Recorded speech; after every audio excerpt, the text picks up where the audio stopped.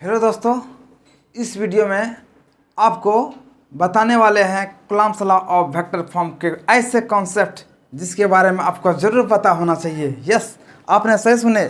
Coulomb's law of vector form को पूर्ण रूप से समझने के लिए हमारे इस वीडियो को लास्ट तक ज़रूर देखें। तो आइए जानते हैं इसके बारे में।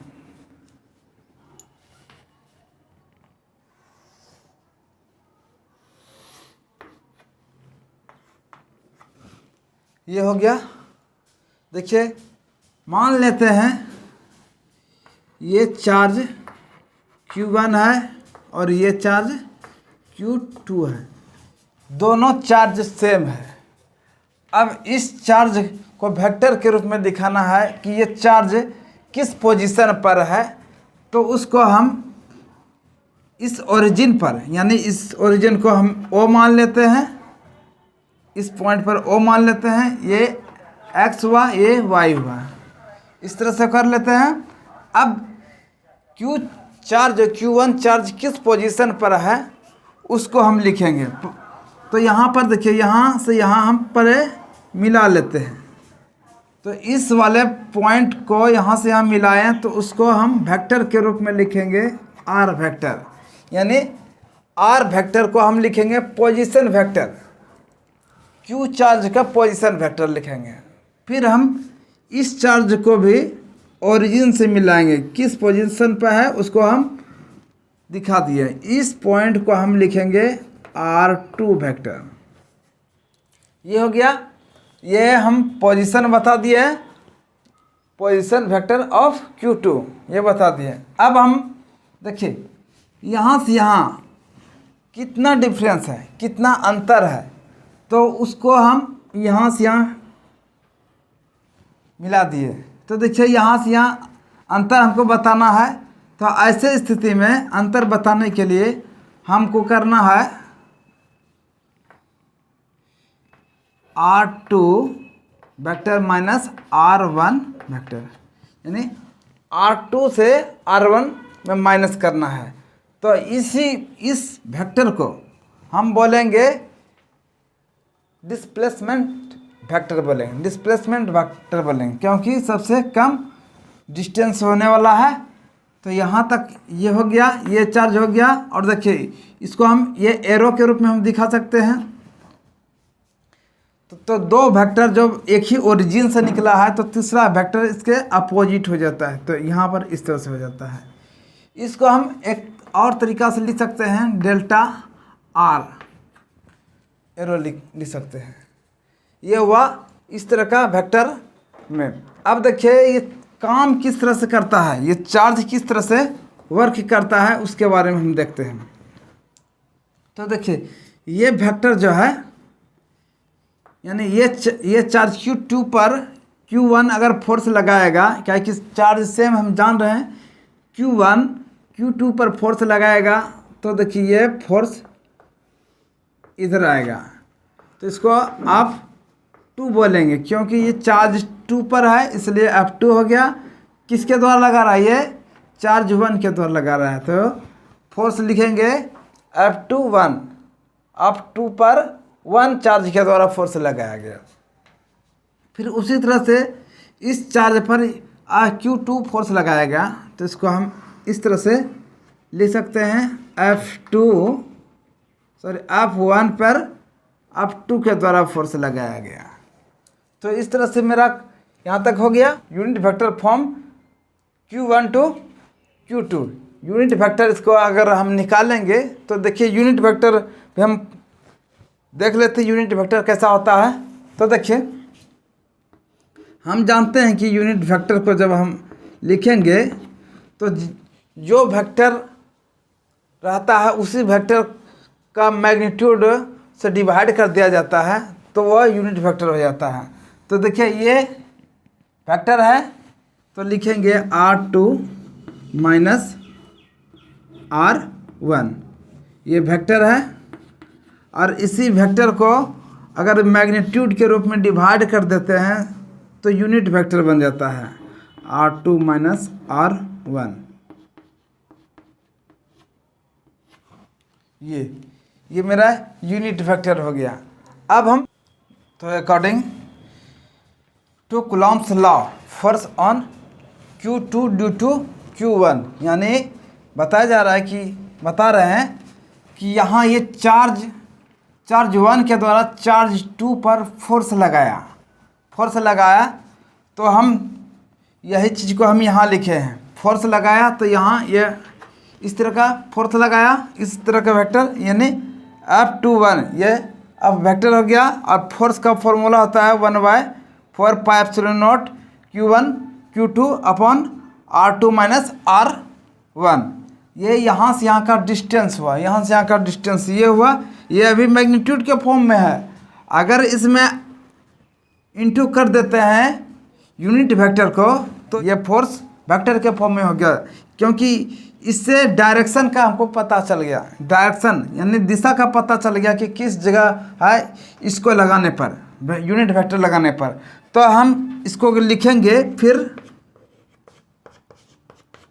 1/4πε0 Q1 Q2 upon R2 minus R1। देखिए ये यूनिट वेक्टर को पुट कर देते हैं, इसको इसके स्थान पर ये लिख देते हैं। तो लिखेंगे R2 माइनस R1 फिर R2 माइनस R1। ये इसको जब हम पुट कर देंगे तो इसका देखिए ये यहाँ पर स्क्वायर था, यहाँ स्क्वायर करेंगे तो अब देखिए ये मैग्नीट्यूड के फॉर्म में हो गया है। तो हम लिखेंगे F21 1/4πε0 Q1 Q2 और फिर यहाँ पर R2 माइनस R1 का whole square R2 minus R1। और ये इसको इस तरह से लिख सकते हैं, इस तरह से हम लिख सकते हैं। ये वाले को हम इससे मल्टीप्लाई कर देंगे, यहाँ स्क्वायर है तो हम लिखेंगे F21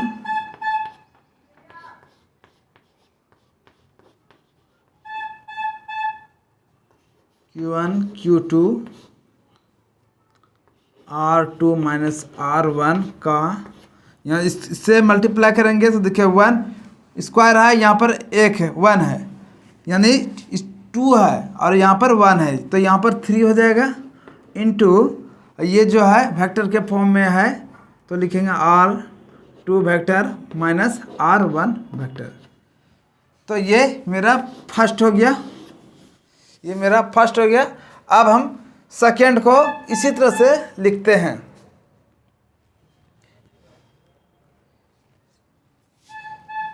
इसको मिटा देते हैं। इसी प्रकार similarly force on Q1 due to Q2 is, देखिए यानी अब जो है पहले हम इस फोर्स यानी इस चार्ज पर इसके द्वारा फोर्स लगाए थे तो लिखे थे F21 ये लिखे थे। अब हम फोर्स इधर से लगाएंगे, इस चार्ज के द्वारा इस Q1 पर चार्ज लगाया जाएगा। Q1 पर Q2 द्वारा फोर्स लगाया जाएगा। तो इसको हम यहाँ लिखे हैं। फोर्स का फॉर्मूला तो हमको पता है 1/4πε0 Q1 Q2 upon R2 minus R1 का होल स्क्वायर, ये तो जानते हैं। और देखिए यहाँ पर पहले हम इस तरह से लिखे थे तो इस तरह से लिखने पर हमको कोई प्रॉब्लम नहीं हुआ, इस तरह से लिखने पर हमको कोई प्रॉब्लम नहीं हुआ। लेकिन हम अब जस्ट इसका अपोजिट जाएंगे तो इसके लिए हम यहाँ पे माइनस लगाएं, माइनस, और ये यूनिट वेक्टर है, या यूनिट वेक्टर लगाएं तो ये मेरा डायरेक्शन निकल गया कि अब इस डायरेक्शन में हम जा रहे हैं, इस डायरेक्शन में फोर्स लग रहा है। तो उसके बारे में हम यहाँ पर इसी के कारण से यहाँ पे माइनस लगाए हैं। तो देखिए अब जो है यहाँ पर वही यहाँ फोर्स लिख देंगे, वही जो भी है यहाँ पर वो लिख देंगे। अब यहाँ पर जो है इसके स्थान पे हम ये लिखेंगे, देखिए यहाँ पे R1 माइनस R2 है। ऐसा क्यों हुआ? ऐसा इसलिए हुआ, ऐसा इसको मिटा देते हैं। ऐसा इसलिए हुआ कि देखिए हम जानते हैं कि R2 माइनस R1 वेक्टर था और फिर यहाँ पर R2 माइनस R1 इस तरह का है। तो देखते हैं यहाँ पर माइनस जो दिए तो माइनस इंटू प्लस, तो यहाँ माइनस हो जाएगा और फिर माइनस माइनस प्लस, ये R1 हुआ, ये इतना हुआ और फिर R2 माइनस R1, ये तो हम जानते हैं। तो देखिए यहाँ पर माइनस है, यहाँ प्लस है, हम इसको इधर रख दें, इसको इधर रख दिए, तो लिखेंगे हम R2 वेक्टर माइनस, नहीं सॉरी, इसको इधर R1 vector minus R2 vector, ये लिखेंगे और फिर जो है R2 R1 इसको हम ऐसे लिखेंगे। तो वही चीज़ को, यही चीज़ को हम यहाँ पर डायरेक्ट लिख दिए हैं, यहाँ पर लिख दिए हैं। तो अब जो है इसी को हम यहाँ लिखेंगे मैग्नीट्यूड के फॉर्म में। तो इस देखिए यहाँ पर ये हो गया। अब फिर इसी को जो है यहाँ पर देखिए स्क्वायर है, यहाँ पर 1 पावर 1 है, स्क्वायर और पावर 1 को ऐड कर देंगे तो यहाँ 3 हो जाएगा। तो इस तरह से ये मेरा इक्वेशन सेकेंड हो गया, यानी समीकरण सेकेंड हो गया, ये हो गया। अब देखिए फर्स्ट और सेकेंड, फर्स्ट जो हम लिखे थे अब सेकेंड को हम लिखेंगे, अभी लिखे फर्स्ट और सेकेंड। तो देखिए ये फर्स्ट और सेकेंड को जब हम लिखेंगे इक्वेशन फर्स्ट एंड सेकेंड, तो gives the vector form of electrostatics force between the charges.